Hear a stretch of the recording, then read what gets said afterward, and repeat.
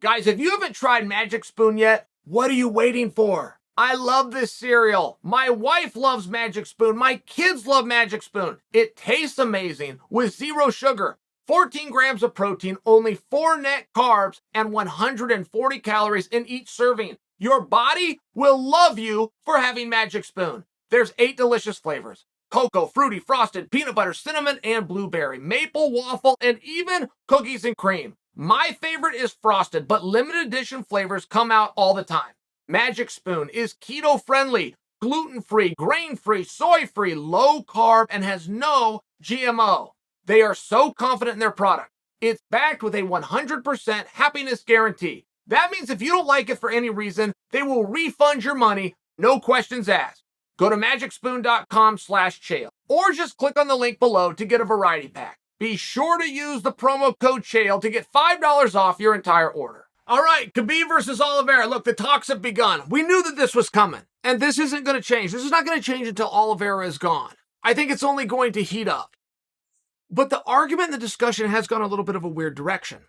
Now, I am the first to admit for you, in fact, I think I'm the one that brought this to everybody's attention, that Oliveira beat Dustin Poirier 61 seconds faster than Khabib beat him, and Oliveira beat Justin Gaethje 4 minutes faster than Khabib beat him. I believe I'm the one that brought that to the forefront.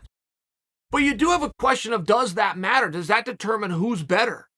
People say MMA math doesn't work. MMA math works all the time. MMA math is one of the great focal points you can have for picking who a winner is going to be. People love to say it doesn't work. It works all the time. It's not foolproof. Now, those were very different fights, though, weren't they? I mean, Charles was in trouble in both of those fights. Charles had to work through certain positions in both of those fights. Now, he got there faster than Khabib did. Khabib was never in trouble once. It was more methodical, but it was absolute domination.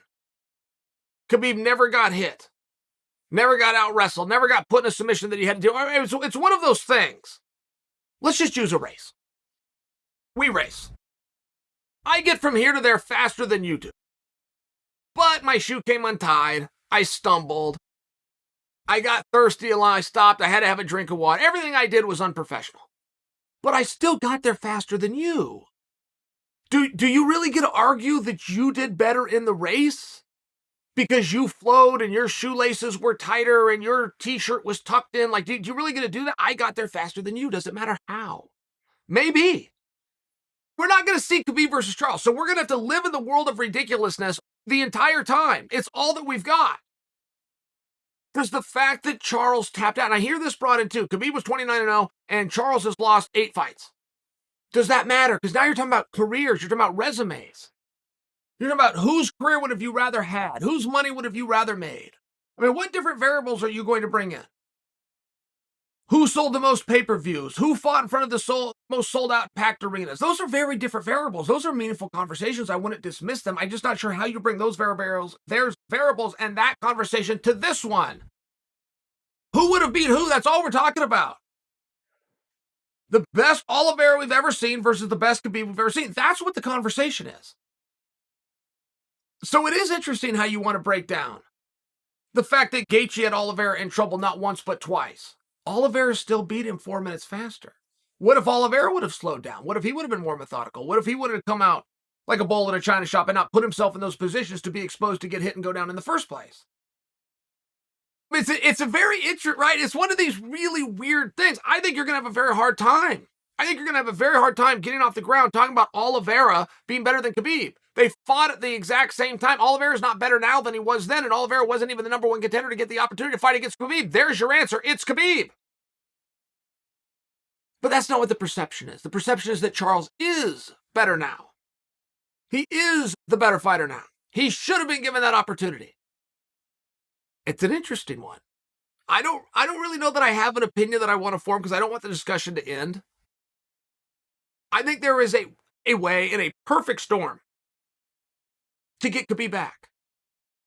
I think it starts with Islam. I think Oliveira needs to play this just right. He needs to refuse Islam until Khabib puts the same caveat on the Islam fight for Charles as Khabib did put on the Conor fight for Islam, which is if you beat my student, I will come in and fight you. That's the only way that you're going to know. And like I said, it's a perfect storm. It's an extreme outside shot. The other side of the question is, I don't know that Charles wants to find out. Why would you? That's a make-believe thing in your guys' head. You guys get a hero in mind and think this hero is like some super character. Every fighter does the same thing. He makes the most money for the easiest fight he could possibly get. Why would a fighter ever want that conversation to end? There are scenarios, for sure. There are the true competitors that are here for nothing else than to prove that point, for sure. But to assume that Charles is, it's a big assumption. Why would Charles want anybody that you, the audience who he listens to, has deemed his greatest threat? Why would you want to fight your greatest threat? I mean, what is in it for you? He was champion, you're champion. He fought to be champion, you fought to be champion. What else is there? Everything else is made up in your guys' mind. Well, he'd love to fight St. Pierre. He'd love to fight Francis Ngannou. That's in your mind. That's on Twitter. That's not a real thing. If it's a real thing, we're going to find out. If it's a real thing, Charles will say that. Charles is going to get offered the Islam fight. Is he going to resist it and say, put the same prize for me as you offered for Conor 3 weeks ago? Is he going to do that? I'll predict for you, no. But I'll go a step further. Why would he? If he's got to deal with Islam, got to deal with Islam. Why would he be planning what's next? Not to mention 2 really hard things next. Bring me something less hard. I'm the champion. I'll come defend against the guys competing right now.